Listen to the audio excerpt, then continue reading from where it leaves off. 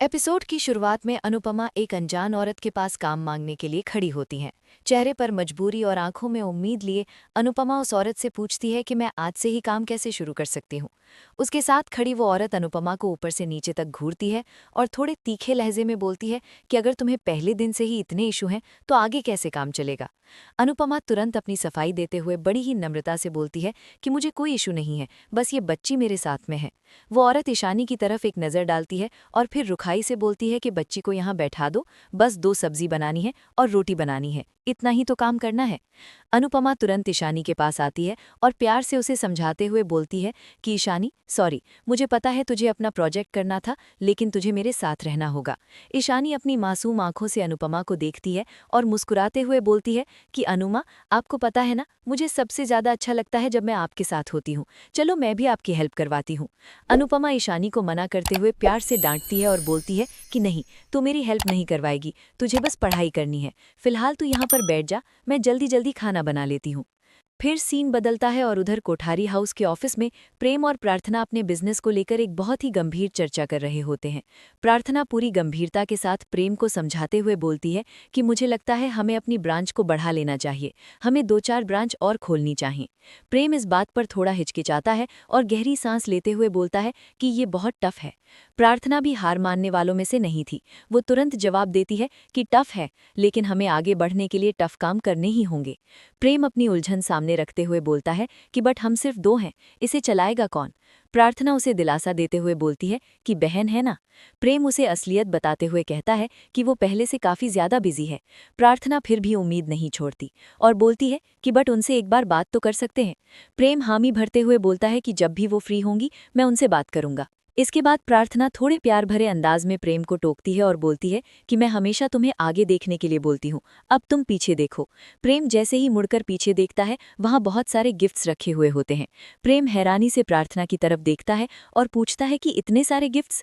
प्रार्थना के चेहरे पर एक सुकून भरी मुस्कान आ जाती है और वो बताती है कि राही ने मुझ पर भरोसा किया और तुमने मेरा साथ दिया। तुम्हारी वजह से ही तो मैं इतना सब कुछ कर पा रही हूँ। मैं तुम दोनों को हमेशा यही याद दिलाना चाहती हूँ कि तुम दोनों मेरे लिए कितने ज़्यादा स्पेशल हो। प्रेम खुशी खुशी सारे के सारे गिफ्ट्स ले लेता है।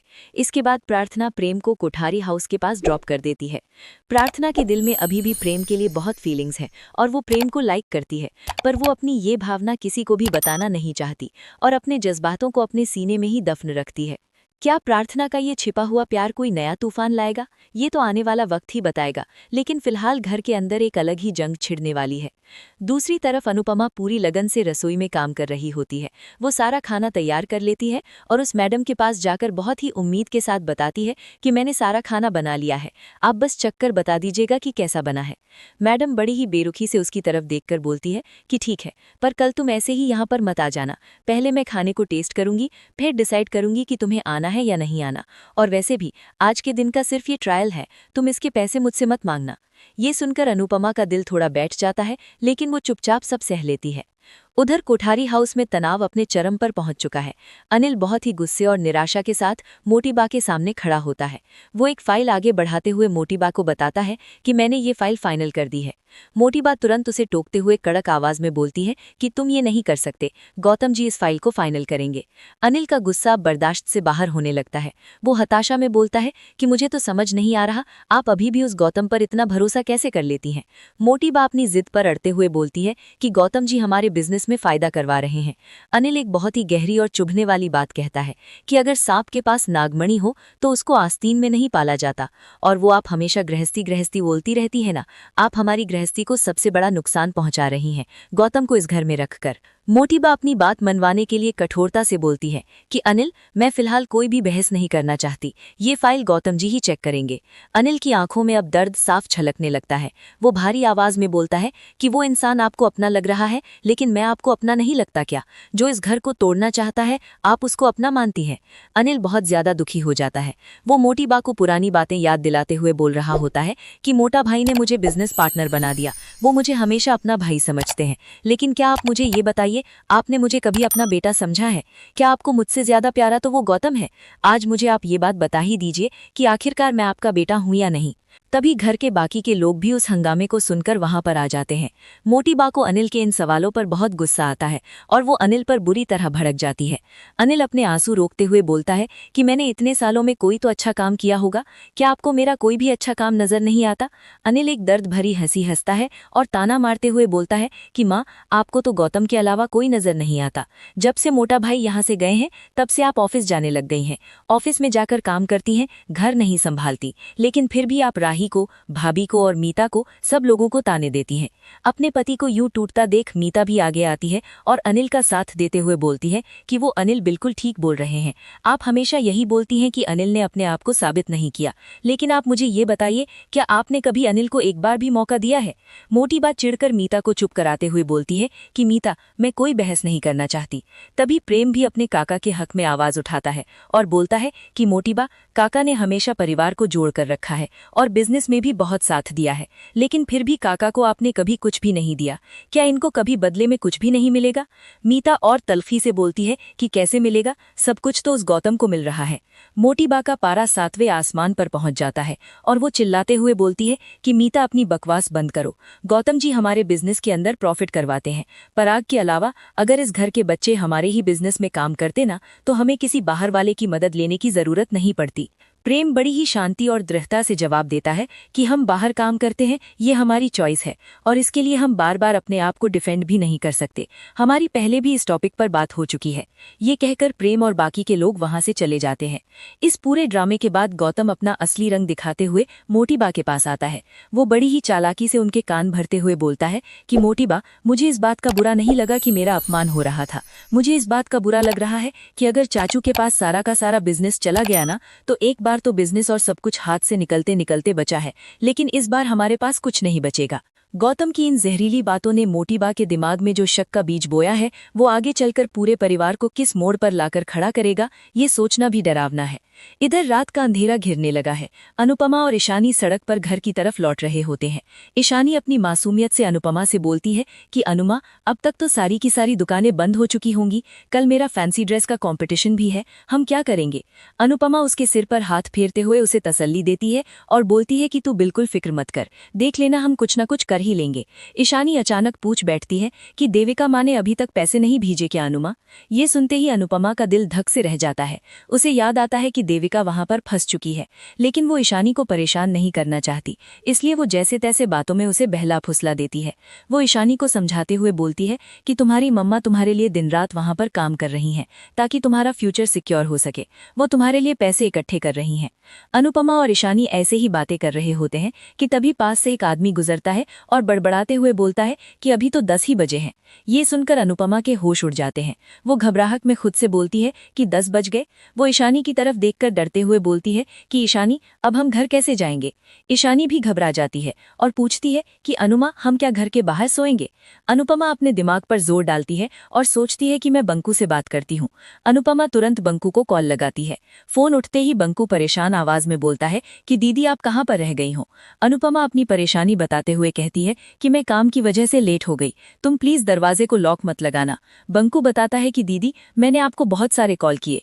अनुपमा कहती है कि वहां पर नेटवर्क नहीं था। अनुपमा बहुत ही मिन्नत भरे स्वर में बंकू से बोलती है कि मैं इतनी रात को ईशानी को लेकर कहाँ जाऊंगी, तुम प्लीज ईशानी को घर के अंदर ले लेना। बंकू उसे तसल्ली देते हुए बोलता है कि दीदी, आप फिक्र मत कीजिए, मैंने ताला नहीं लगाया है, आप बस बिना आवाज किए अंदर की तरफ आ जाना और जल्दी से आ जाओ, मैं खाना भी गर्म कर देता हूँ। अनुपमा राहत की सांस लेती है और बोलती है ठीक है। अनुपमा ईशानी का हाथ पकड़कर वहां से तेजी से निकल जाती है। रास्ते में वो ईशानी को हिदायत देते हुए समझाती है कि वहां पर जाकर हमें चुपचाप घर के अंदर घुसना है, क्योंकि अगर दिग्विजय अंकल को पता चल जाएगा तो वो फिर से हमें डांटेंगे। ईशानी सहमते हुए बोलती है कि मुझे उनकी डांट नहीं खानी, मुझे बस खाना खाना है। अनुपमा उसे चुप कराते हुए बोलती है कि हमें बस चुपचाप जाना है। जब अनुपमा और ईशानी घर के अंदर पहुंचते हैं तो चारों तरफ घुप अंधेरा होता है। वो दोनों दबे पांव छुपते छुपाते अंदर की तरफ आ रहे होते हैं। लाइट्स ऑफ होती हैं, लेकिन उनकी ये चोरी ज्यादा देर नहीं छुप पाती। अचानक से दिग्विजय लाइट को ऑन कर देता है। उसके चेहरे पर सख्त गुस्सा होता है और वो चिल्लाते हुए बोलता है कि 10 बजे के बाद घर के अंदर नहीं आना। दिग्विजय अपना कड़क नियम याद दिलाते हुए बोलता है कि 10 बजे के बाद ना तो यहाँ से कोई बाहर जा सकता है और ना ही कोई अंदर आ सकता है, लेकिन फिर भी आपने रूल तोड़ा है और रूल तोड़ने वाले को सजा तो मिलेगी ही। अनुपमा हाथ जोड़कर कांपती आवाज में बोलती है कि सर प्लीज माफ कर दीजिए, मुझे पता नहीं चला, मैं काम करने के लिए गई थी और लेट हो गई। लेकिन दिग्विजय के दिल में कोई रहम नहीं होता। वो सीधा उंगली दिखाते हुए बोलता है कि आप यहाँ से चली जाइए और हम लोगों को आराम से सोने दीजिए। दिग्विजय का ये सख्त और रूखा बर्ताव बाहर से जितना कठोर लग रहा था, अंदर से वो इंसान उतना ही अपनी किसी गहरी पीड़ा में दबा हुआ था। लेकिन तभी कुदरत का एक अजीब खेल होता है और अचानक से लाइट चली जाती है। घर में पूरी तरह से अंधेरा और घुटन भरी गर्मी फैल जाती है। दिग्विजय परेशान होकर बंकू को आवाज लगाता है और गुस्से में पूछता है कि तुमने अभी तक इलेक्ट्रिशियन को यहाँ पर बुलाया नहीं। बंकू डरते हुए बताता है कि मैंने उसको बहुत बार बोला था, बट वो आया ही नहीं। दिग्विजय माथे से पसीना पोंछते हुए झुंझला कर बोलता है कि अब हम क्या करेंगे।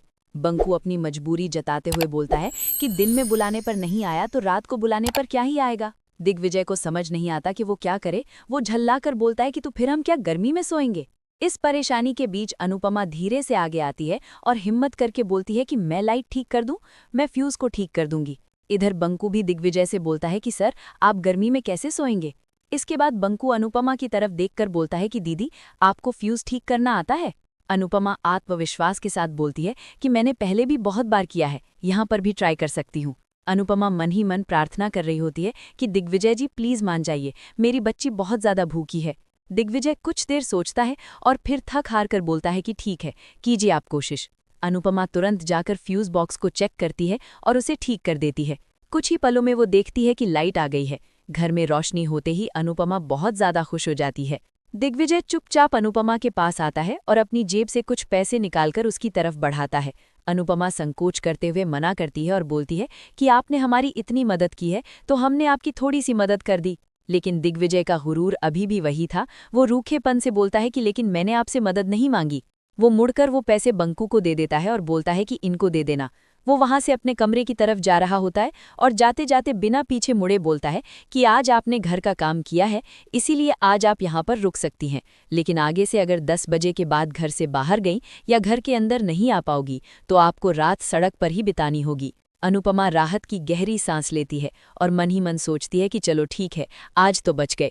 बंकू अनुपमा के पास आता है और वो पैसे उसे देते हुए बोलता है कि दीदी आपकी मेहनत की कमाई है, ले लीजिए, और लक्ष्मी को मना नहीं करते। अनुपमा हिचकिचाते हुए वो पैसे ले लेती है। बंकू मुस्कुराते हुए बोलता है कि मैंने बोला था ना, सर दिल के बिल्कुल भी बुरे नहीं है। अनुपमा तुरंत ईशानी के पास जाती है और उसे वो पैसे दिखाते हुए खुशी से बोलती है कि ईशानी देख, तेरे लिए पैसे मिल गए हैं, अब तेरे मार्क्स बिल्कुल भी नहीं कटेंगे। ईशानी अपनी अनुमा को गले लगा लेती है और बोलती है कि मेरी अनुमा के पास हर ताले की चाबी है। अनुपमा भगवान का शुक्रिया अदा करते हुए बोलती है कि मेरे पास नहीं है, कान्हा जी के पास है, तभी तो उन्होंने हमें दिग्विजय सर से मिलाया। दिग्विजय जी की वजह से ही हमारे सर पर छत है, उनकी वजह से आज हमें पैसे भी मिल गए। अगली सुबह का दृश्य बहुत ही शांत और पवित्र होता है। अनुपमा नहा धोकर अपने कान्हा जी के सामने हाथ जोड़कर प्रे कर रही होती है। वो पूरी दुनिया की भलाई मांगते हुए बोलती है कि कान्हा जी पूरे संसार में शांति हो, बच्चे हमेशा स्वस्थ रहें, पशु पक्षियों की रक्षा कीजिएगा और इंसानों के मन में दया भावना दीजिएगा। वो अपने बापूजी को याद करके मुस्कुराती है और बोलती है कि और आपकी वजह से बापूजी इस उम्र में भी एक्टिव हैं। बस वो इतने पैसे कमा लें कि वो जस्सी के कर्जे को चुका दें। वैसे जस्सी बहुत अच्छी है, लेकिन संबंधों के बीच पैसे बिल्कुल भी नहीं आने चाहिए। अनुपमा फिर कान्हा जी से बातें करते हुए बोलती है कि वैसे कान्हा जी, आप सोच रहे होंगे ये अनुपमा क्या है, इतना सब कुछ बोलती रहती है। आप यही सोचते होंगे कि इतना सब कुछ दिया है इसको, लेकिन फिर भी मेरे सामने हाथ जोड़कर हमेशा कुछ ना कुछ मांगने के लिए खड़ी हो ही जाती है। अनुपमा की आंखें भर आती हैं और वो दर्द से बोलती है कि लेकिन क्या करूं कान्हा जी, बचपन से ही मैं अकेली ही रही हूं, आप तो हमेशा से साथ थे और हमेशा साथ रहेंगे। अपने बच्चों को याद करके अनुपमा एक गहरी आह भरती है और बोलती है कि आप तो तोशू और पाखी को ही देख लीजिए, वो दोनों तो नालायक ही हैं, उनका तो कुछ नहीं हो सकता। और मेरा अंश, वो भी इस हालत में नहीं है कि एक साथ बहुत सारे पैसे कमा सके। वो खुद भी पैसों के लिए तरस रहा है और मैं भी एक एक पैसे के लिए तरस रही हूँ। इसीलिए मैं आपके सामने आ जाती हूँ मदद मांगने के लिए।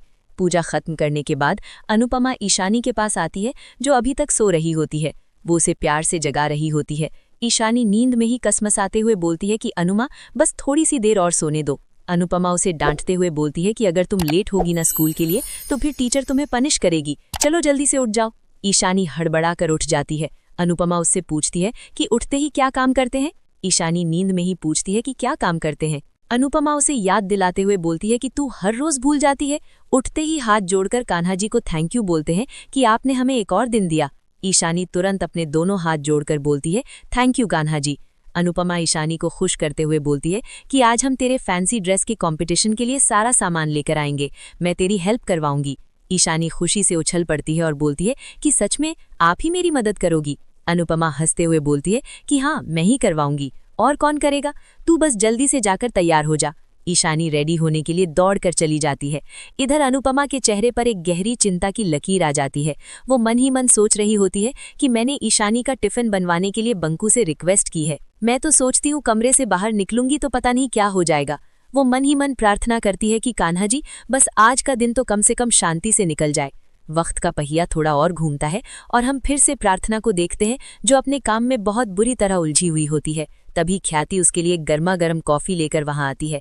ख्याति बड़ी ही फिक्र के साथ बोलती है कि फिलहाल ये गर्मा गर्म कॉफी है, अभी पी लेना वरना कोल्ड कॉफी बन जाएगी। प्रार्थना उस कॉफी के कप को देखकर मुस्कुराती है और बोलती है, thank you so much aunty, आप हमेशा मेरे लिए कॉफी बनाकर लेकर आती हो, बट मैं भूल जाती हूँ, लेकिन फिर भी आप कॉफी बनाकर लाती हो। ख्याति एक मीठी सी हंसी हंसती है और बोलती है कि काम करते करते सिर्फ ये तुम्हारी आदत नहीं है, पराग जी भी ऐसा ही करते हैं और मुझे उनकी आदत की आदत है। प्रार्थना काम करते हुए भी मन ही मन प्रेम के बारे में सोच रही होती है कि प्रेम की लाइफ में कितनी सारी प्रॉब्लम चल रही हैं, काश सब कुछ ठीक हो जाए। तभी प्रार्थना की इस शांति को भंग करने के लिए गौतम आकर उसके पास बैठ जाता है। गौतम उसे घूरते हुए बोलता है, कुछ परेशान लग रही हो, क्या हुआ, मैं तुम्हारी हेल्प करूं? गौतम एक घटिया से मुस्कान के साथ आगे बोलता है कि मुझमें और प्रेम में ज्यादा फर्क नहीं है। ये सुनते ही प्रार्थना को बहुत तेज हंसी आ जाती है। वो व्यंग्य भरे लहजे में बोलती है कि क्या कहा तुमने, प्रेम में और तुम में ज्यादा फर्क नहीं है? काश मैं तुम्हें लिस्ट बनाकर बता पाती, क्योंकि लिस्ट बहुत ज्यादा लंबी है और फिलहाल मेरे पास टाइम नहीं है। ये कहकर प्रार्थना अपना काम करना स्टार्ट कर देती है और उसे इग्नोर करने लगती है। लेकिन गौतम अपनी हरकतों से बाज नहीं आता। वो उसे ताना मारते हुए बोलता है कि तुम्हें और प्रेम को तो बहुत सारा टाइम मिलता है, तो तुम उसमें सिर्फ लिस्ट बनाते रहते हो या फिर कुछ काम भी करते हो, और तुमने दिल्ली में भी यही स्टाइल ट्राई किया था ना। गौतम की ये गंदी बात सुनकर प्रार्थना अंदर तक अपसेट हो जाती है। गौतम बेशर्मी से पूछता है कि क्या हुआ, मैंने दुखती रग पर हाथ रख दिया? प्रार्थना का गुस्सा अब काबू से बाहर हो जाता है और वो अपनी हील को सीधा गौतम के पैर पर जोर से रख देती है। गौतम दर्द से तिलमिला उठता है और चिल्लाते हुए बोलता है कि तुम ये क्या कर रही हो? प्रार्थना बड़ी ही चालाकी से जवाब देती है कि क्या हुआ, मैंने तुम्हारे दुखते पैर पर अपना पैर रख दिया। प्रार्थना उसे चेतावनी देते हुए कड़क आवाज में बोलती है कि गौतम तुम मुझे टच भी नहीं कर सकते और तुम मुझसे दूर रहा करो, मुझसे बार बार पंगे मत लिया करो। तभी वहां पर अचानक से माही आ जाती है, तो प्रार्थना तुरंत अपना पैर गौतम के पैर से हटा लेती है। माही बड़ी ही मासूमियत से बोलती है कि गौतम जी ऑफिस चले।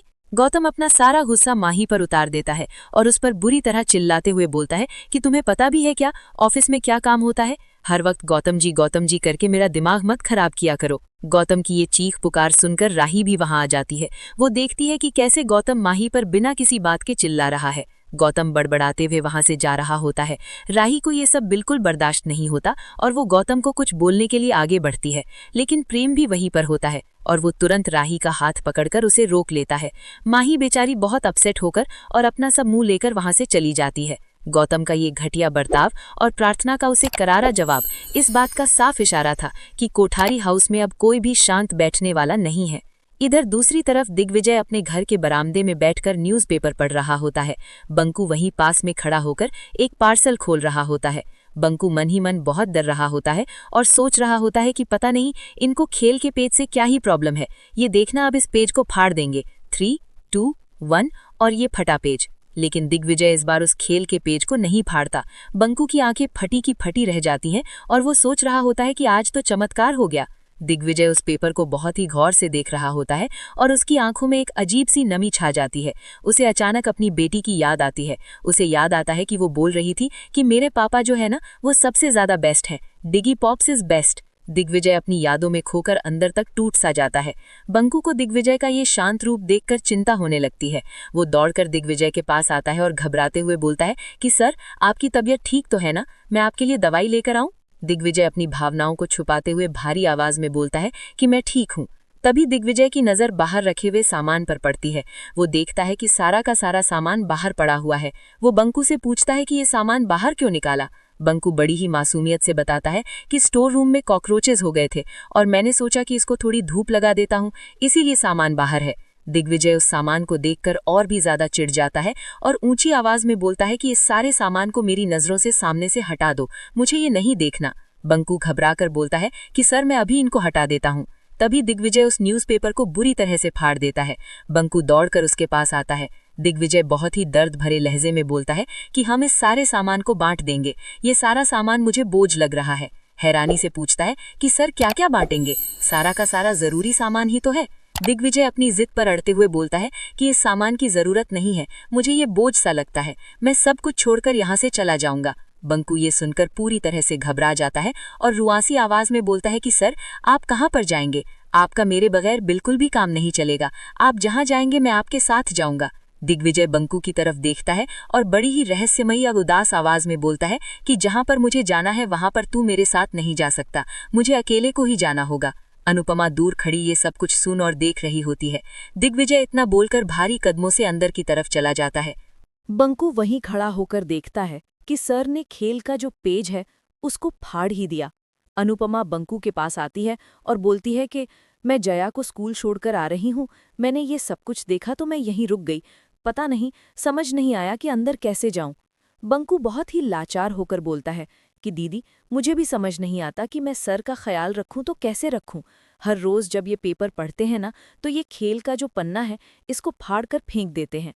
बंकू वो फटा हुआ पेपर अनुपमा को दिखाता है और बोलता है कि आज इसको पढ़ भी लिया और सर सिर से लेकर पांव तक कांप उठे। बंकू फिर काम की बात पर आता है और बताता है कि दीदी सर ने कल वाली दाल बनाने के लिए बोला है, प्लीज आप बना देंगी, मैं ये सारा सामान अंदर की तरफ रख रहा हूँ। तभी अचानक अनुपमा के फोन की घंटी बजती है। वो फोन उठाती है तो वो कॉल जया के स्कूल से होता है। अनुपमा घबराई हुई आवाज में बोलती है कि हाँ मैं अभी जया को स्कूल छोड़कर आई हूँ, बताओ ना क्या हुआ है। अनुपमा की आंखों में खौफ छा जाता है और वो काफी ज्यादा परेशान हो जाती है। अनुपमा सब कुछ छोड़कर सीधे जया के स्कूल की तरफ भागती है। स्कूल पहुंचकर वो देखती है कि जया की तबीयत बहुत खराब हो चुकी है। वो बिना एक पल भी बर्बाद किए जया को लेकर वापस घर की तरफ आ रही होती है। लेकिन अनुपमा की मुश्किलें यहीं खत्म नहीं होती। रास्ते में अचानक उसके सामने पॉल आ खड़ा होता है। बीमार जया धीमे स्वर में बोल रही होती है कि अनुमा मुझे बर्फ का गोला खाना है।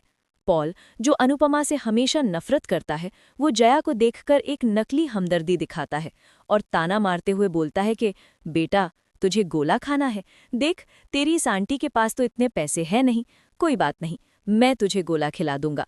जया पॉल की बात का कोई जवाब नहीं देती और वो चुपचाप थकी हुई खड़ी रहती है। पास में ही खड़ी गांव की कुछ और औरतें भी ये सब तमाशा देख रही होती हैं। वो औरतें पॉल की इस हरकत पर टोकते हुए बोलती हैं कि पॉल तुझे अनु से प्रॉब्लम क्या है, तू हमेशा अनुपमा के पीछे ही क्यों पड़ा रहता है। पॉल अपनी नफरत को जायज ठहराते हुए गुर्रा कर बोलता है कि मुझे इस औरत से इसलिए प्रॉब्लम है क्योंकि ये हमारे गांव की नहीं है, ये बाहर की है और मुझे हमारे गांव के अंदर तो दूसरे गांव की चींटी भी पसंद नहीं है। पॉल अनुपमा को गुस्से से घूरता है और वहां से चला जाता है। जाते जाते वो अनुपमा को फिर से वॉर्न करता है कि तू जल्दी से यहाँ से चली जा। लेकिन अनुपमा पॉल की इन खोखली धमकियों पर कोई ध्यान नहीं देती। उसका पूरा ध्यान सिर्फ और सिर्फ अपनी बीमार बच्ची पर होता है। उसी वक्त जया की तबीयत और बिगड़ने लगती है। वो बेदम आवाज में बोलती है कि अनुमा मुझे नींबी पानी पीना है। अनुपमा अपने चारों तरफ बेबसी से देखती है क्योंकि उसके पास एक भी पैसा नहीं होता। लेकिन तभी इंसानियत का एक फरिश्ता वहां नजर आता है। पास ही खड़ा ठेले वाला अनुपमा की मजबूरी समझ जाता है। वो एक गिलास में नींबू पानी भरकर आगे बढ़ाता है और बोलता है कि बेटा ये लो नींबू पानी ले जाओ। अनुपमा संकोच करते हुए दुखी मन से बोलती है कि बट हमारे पास पैसे नहीं हैं। वो ठेले वाला बहुत ही प्यार से मुस्कुराते हुए बोलता है कि कोई बात नहीं, हम आपसे पैसे नहीं लेंगे, आप बस नींबू पानी ले जाओ, बच्चे को पिला दो। अनुपमा उस भले इंसान का मन ही मन शुक्रिया अदा करती है और जया के लिए नींबू पानी का गिलास ले आती है। वो अपने हाथों से उसे धीरे धीरे नींबू पानी पिलाती है।